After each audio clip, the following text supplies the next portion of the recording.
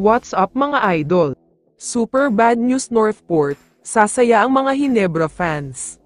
Pero bago mo sana ipagpatuloy ang panonood mo, ay huwag mong kalimutan na mag-subscribe bilang suporta sa aking YouTube channel. Maraming salamat idol. Para sa kaalaman ng lahat, gaganapin na ngayong araw ang potential series closer. May chance kasi ang dalawang team na tapusin na ang serye. Parehong 3-1 na kasi ang standing kaya siguradong going for the kill na talaga. Ang TNT ay gusto nang manalo mamaya sa rain or shine, dahil ayaw na daw nilang bigyan pa ng chance ang mga ito. Kapag daw natalo sila ng Ross sa Game 5 ay delikado na daw talaga sila, lalo pat wala si Jason Castro.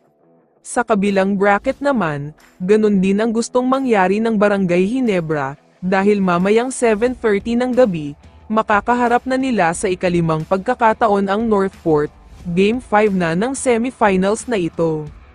Masyadong minaliit ng lahat ang kakayahan ng Batang Pier, dahil sa first 3 games ay umabot sa mahigit 30 points ang naging tambak, pero wag sana natin kalimutan na sila ang number 1 sa standing noong elimination round.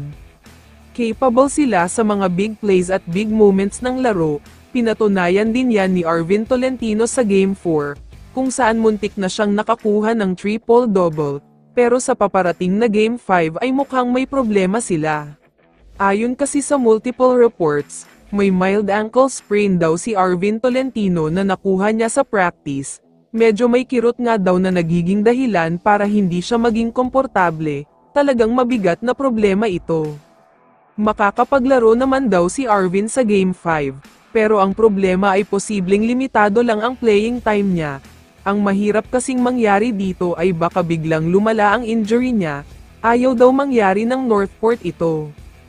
Kaya naman kung hindi siya healthy sa pagdating ng laban nila sa Game 5, mukhang ito na ang ending ng conference na ito para sa Northport, dahil siguradong mag-take advantage ang Hinebra sa kanila. Nakakapanghinayang ito para sa Northport, dahil maganda na talaga ang pinapakita ni Arvin. Lumabas na din noong Game 4 ang dating husay niya, kaya very crucial talaga ang Game 5 kung magiging healthy na siya.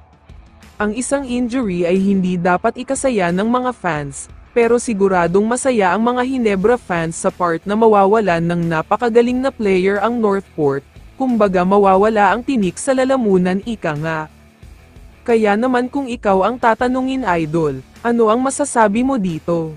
I-comment mo naman ang sagot mo sa tanong na ito. So dito na nagtatapos ang video na ito. Maraming salamat sa pagsuporta at panonood mga idol. Ingat at bye-bye.